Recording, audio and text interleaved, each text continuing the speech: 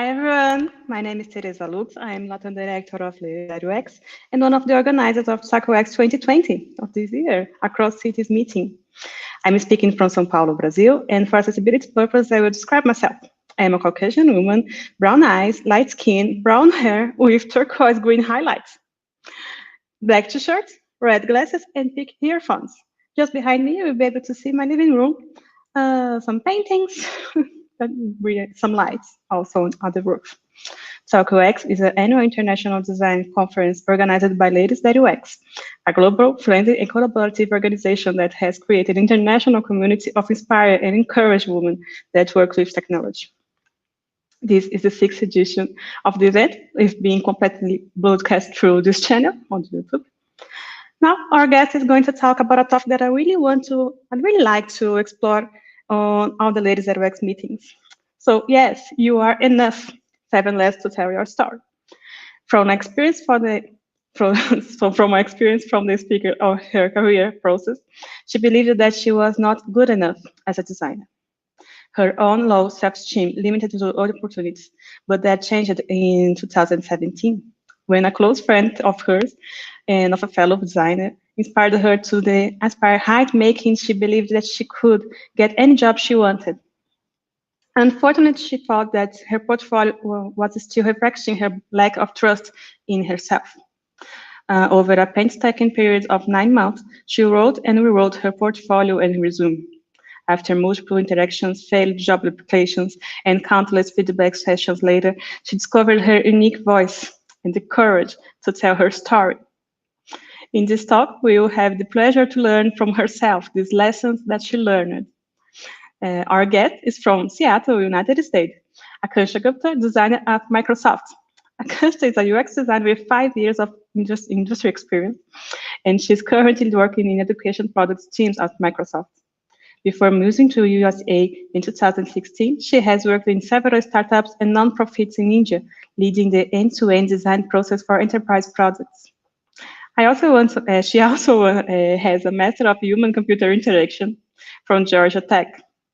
She is interested in interaction design, designing at scale, creating accessibility products, multidisciplinary collaborations, and design leadership. So welcome, Akansha. Thank you. Can you hear me? Yes, we can Great. hear. Can you hear? Hi, I'm Akansha. I'll describe myself. I'm a 29-year-old Indian woman. I have short hair that are tied back. I have black glasses and I'm wearing a blue and pink shirt. On the wall behind me, there is a painting, and I don't know if you can see on the camera. There is a lamp and there's some lights in the background. The window is on my left, so there's light coming in on my face. Is that good enough? It's really good enough. Thank you very much. Akansha, thank you for being here with us today. Now I'm going to leave it with you, and you can start your presentation. Okay? Great. Thank you. See you guys soon. Bye. So hello, everyone. The way the talk will be running today is I will share my deck and I will walk through the talk. If you have any questions at any point, feel free to type it in the chat. I will come back to the chat and then look at all the questions in the end and answer them one by one. So let me start by sharing my screen.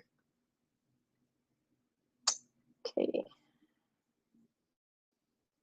So I hope you're able to see my presentation. I am so excited to be sharing my story with you today. As Teresa mentioned, I'm a designer in the Microsoft Education Products team. And today I want to walk you through my process of how I learned to tell my career story confidently, and how that process helped me find and highlight my unique strengths. How storytelling helped me unblock and accelerate my career when I was starting out. Not only did it help me land a job, but this specific role at Microsoft, which is the best job I've had so far, because it aligns with what I'm good at and where I want to grow. Before I delve into the specifics of storytelling, I want to set context by giving an overview of my UX career journey before Microsoft. My career was not exactly linear. It had its twists and turns. My story starts in India. For undergrad, I went to one of the top engineering schools to pursue bachelor's in civil engineering. I worked really hard to get there. But once I was in the program, I realized that engineering was not for me. I had to find a different career. I was always interested in arts. When a friend asked me to do illustrations for his book, I stumbled upon Photoshop. It was love at first sight. So I started digging into the world of graphic design. I started teaching myself using books and blogs. But that was not enough if I wanted to make a serious career out of it. So I volunteered at local design studios to learn from professionals. Towards the end of my program, one of those studios hired me full time. That year at the design studio was basically like design school for me. I worked on tons of different projects and learned new UX design skills. But even though I loved working there, I was not completely happy with the work I was producing. I thought that maybe working in an actual product company, being closer to the product, might make me happier. So I joined an early stage startup that I had been consulting with. Working there did give me a different perspective and experience on creating products. But I was still not satisfied. In the next 2 years, I tried different things.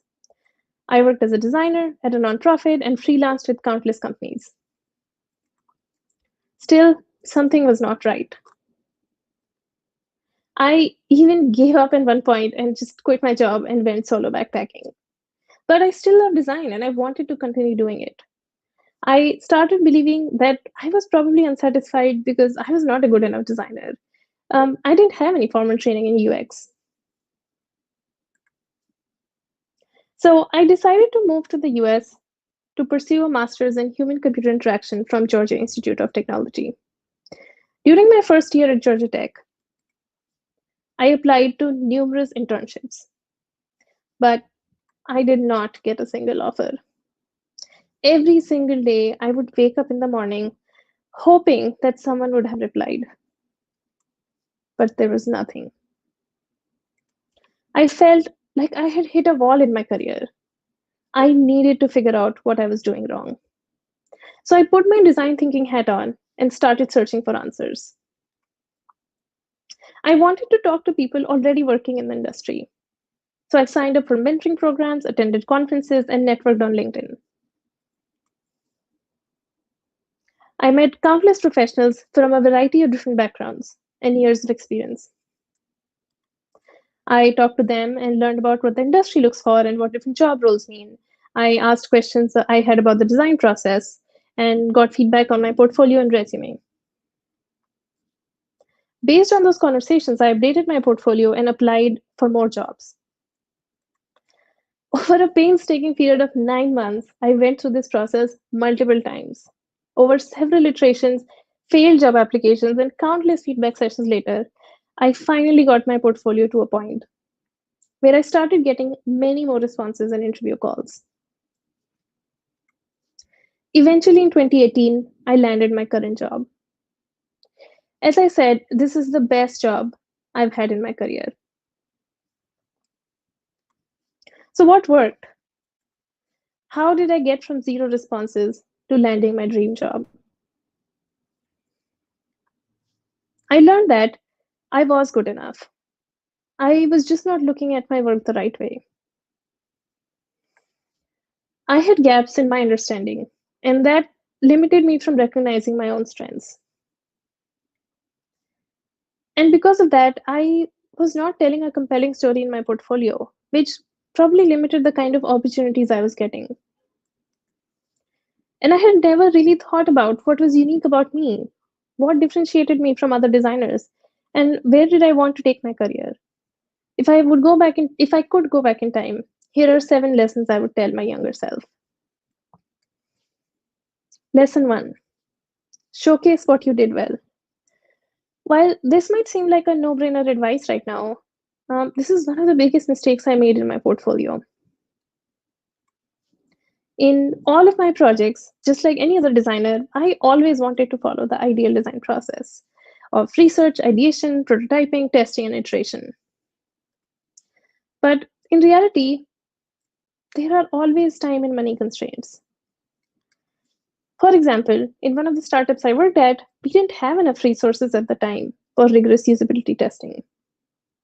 So even when I wanted to, there was no way for me to accurately know if my designs worked exactly as I intended or not.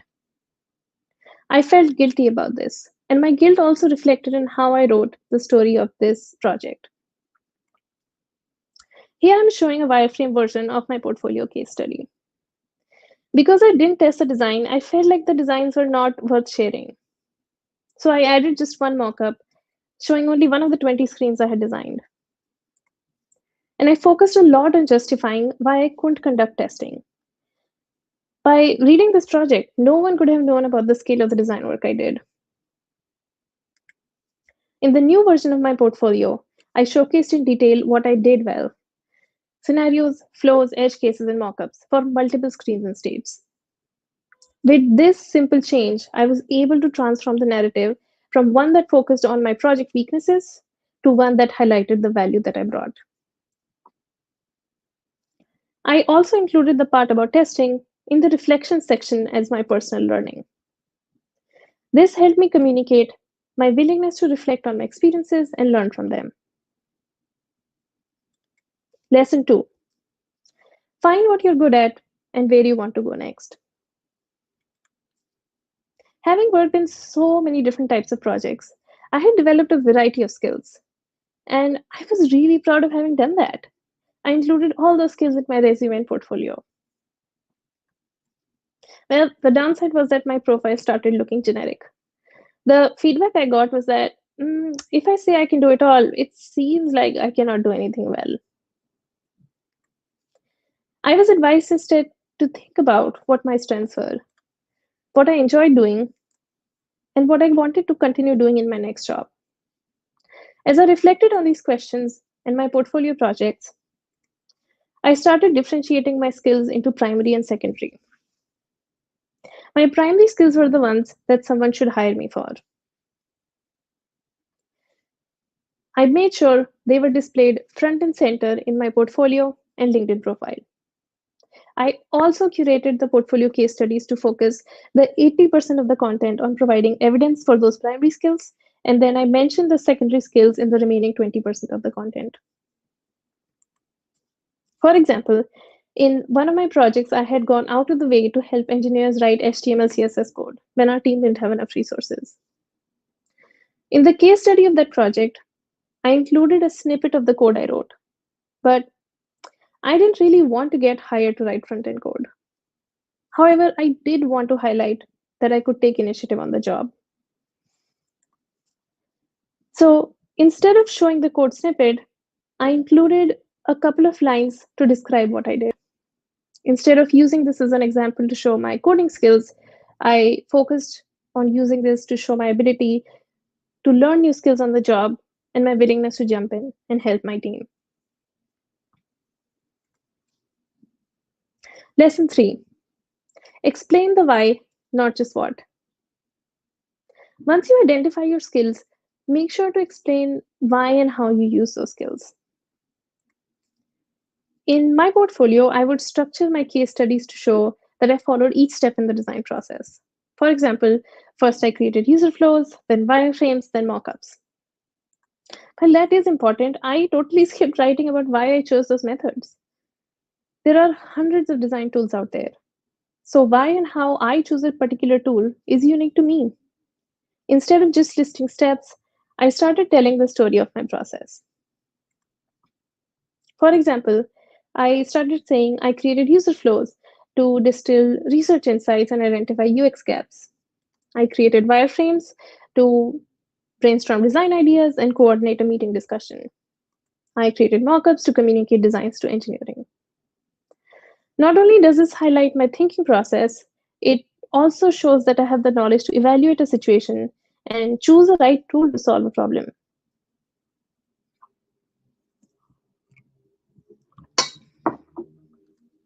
Lesson 4: leverage your unique background.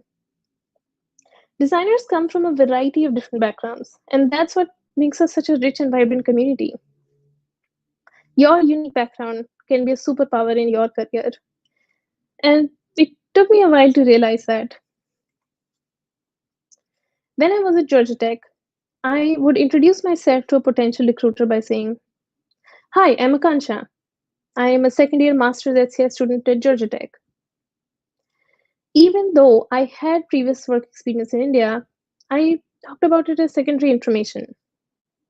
I assumed no one would be familiar with the Indian startups I worked in, hence, my master's from a US university mattered much more. Instead, I started my elevator pitch by saying, "Hi, I'm Akansha.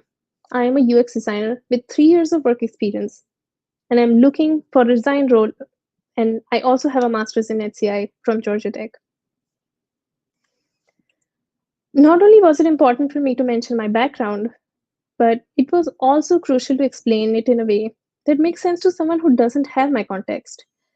For example, in my old portfolio, I would explain the product and the user context in great detail. I included all the nitty gritties and the jargon. I assumed that my audience won't be able to appreciate my work if they don't have the full understanding of the background from which I come from or in which my work is based.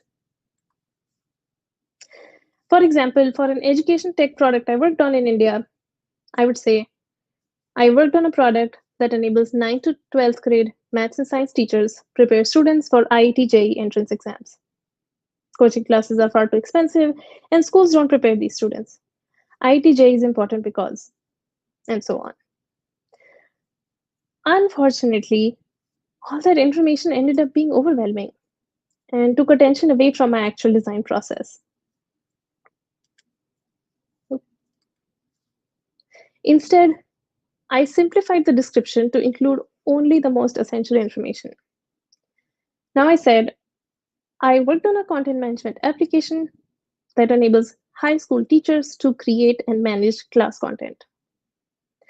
That is all someone needed to know to understand my design work.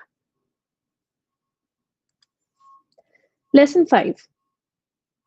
Another mistake I made was not doing my research when applying for jobs, not learning enough about the role, team, or company. I would use the same cover letter and resume to apply to all positions I was interested in. Well, if I have a generic application, why should they pay attention to me and not someone else? I would apply to UX design roles with product design written on my resume. Or I would apply to roles needing mobile design without highlighting my mobile projects. The person scanning my application was bound to miss me because I was not making it obvious why I would be a good fit. I was advised that it was my job to tell them about why they should hire me. So I started paying closer attention to the job description, the company culture, and the product itself. I reached out to recruiters and designers on their team to learn more and read any blogs and articles I could find. I customized my cover letter to highlight how my experience connected to what they're looking for and added links to the sections of my portfolio where they can find more evidence. Even though this process took time, it resulted in many more applications that I sent. It resulted in many more responses on the applications that I sent. Lesson 6. Specifically define what you did. This is a short one, but it's an essential reminder. I am sure this is why advice has been repeated hundreds of times, but I still want to talk about it because I think it's important for communicating with confidence. For example, in my old portfolio, this is how I would talk about my research results. I interviewed some users and found that almost all users do dash. A much better way to say is I can a much better way to say that is I conducted 30-minute interviews with 5 users with dash profile. We asked them about dash. 3 out of 5 users said dash. It not only shows confidence in my work, but it also helps people see that I'm a detail-oriented designer. If a recruiter or interviewer is reading this, they have a much better sense of my skill sets. After all, interviewing with 100 people is very different from interviewing with 5. And last but not the least, don't do it alone. I waited too long to ask for help.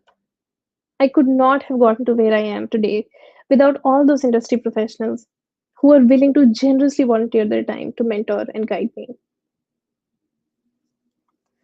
So reach out, network, talk to people, learn from them, share your work and get feedback. Attend conferences. I mean, this is a great starting point. Find community in your local organizations, in your school, your company, or online. The industry changes all the time. You cannot grow your career isolated away from the community. So these are the 7 lessons I learned.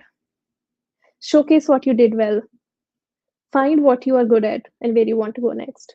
Explain the why, not just the what. Leverage your unique background. Learn about the company, role, or team you're applying to. Specifically define what you did and reach out and ask for help. These are the lessons I want to leave you with. For too long in my career, my own low self esteem and low self awareness limited my potential and how I told my story. Don't do that. I hope this talk can give you the tools and inspiration you need to take your career to the next level. Thank you, and please reach out. My email is here. Connect with me on LinkedIn, uh, and please tell me how this talk worked for you. If you got anything out of it, what did you do? Like, I am very excited to listen. And now I will jump back to the questions and see what questions are coming in chat.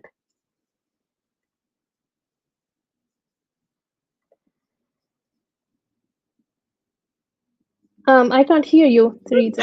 Sorry. Sorry. No, I Thank can hear you.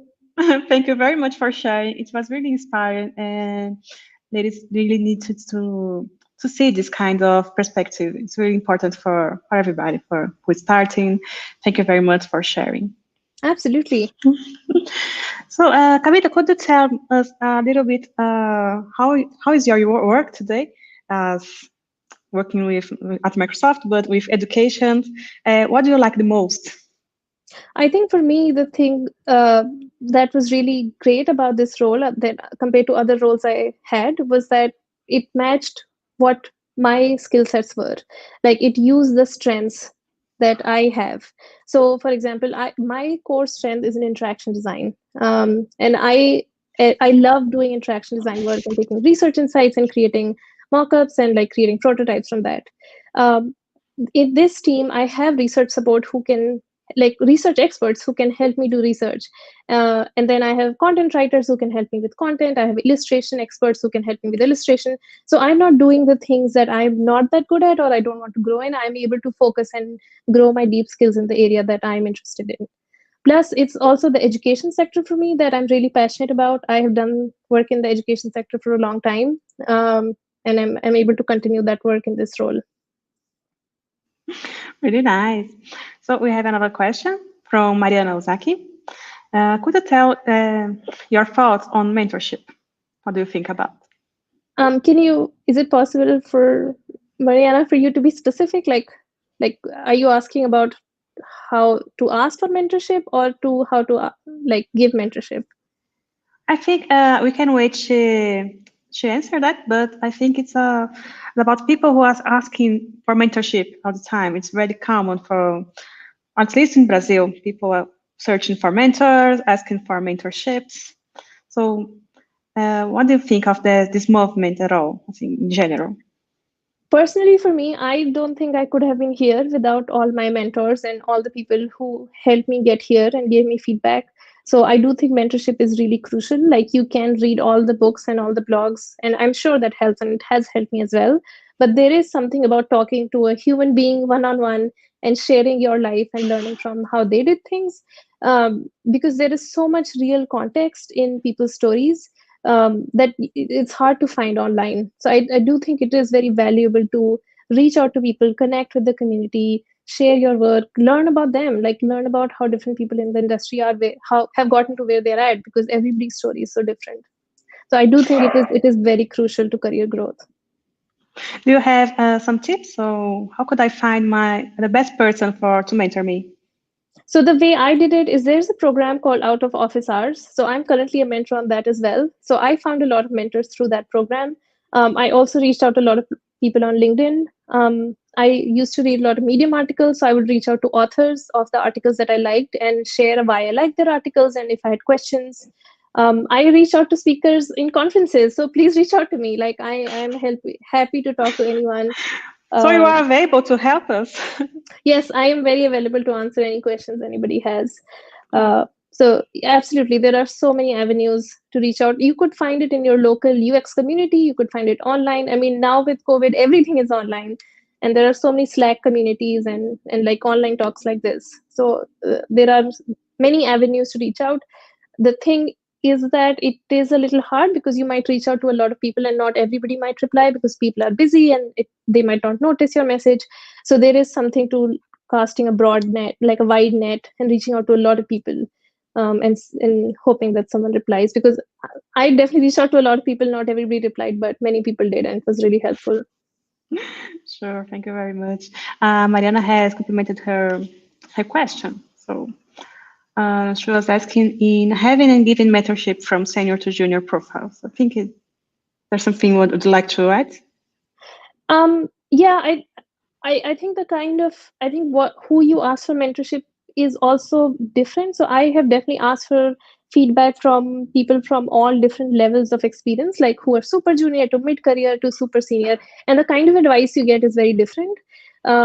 So I would say it's always good to get advice from different peoples at different levels in their career. Like your peers might have the most relevant industry knowledge, but someone who's like a principal or director might have the most seasoned knowledge because they have grown in their career and they have seen so many people. So I do think there is value in asking your peers for advice as well as senior roles. I hope that answers your question, Mariana. I hope too. She has complimented also. I love the part you shared about how important it was to have feedback from others to your portfolio and how you present your job. Thank you. I think it's amazing. So, Akansha, thank you very much for being here with us. We're really proud and happy to Absolutely. see you here. I Thank hope you. you stay with us for the next years and get in touch with you. Always, you're really kind. Absolutely. Please again reach out to me, connect with me, ask any questions. I'm more than willing to help. I have been in like a really hard position and a lot of people helped me and I'm here because of their thankful time. I'm really thankful for their time. So please reach out. I'm more than willing to help. Thank you very much again. So, Thank you. guys, stay tuned that the next lecture will be shortly begun. Okay, about I think in an hour perhaps. The speakers are duo from Argentina, Buenos Aires. Luciana Pacheco and Mercedes Lara with the lecture Desenhando Experiências para Equipos Criativos in Spanish. So it will be designing experience for for teams. So that's what I was waiting. They are really awesome too. They work with me at Mercado Libre, and we're really proud to have them too. So don't waste it. Just enjoy. I hope we better please just look like ourselves are pleased too to receive so many amazing women and inspiring. Thank you very much, you all.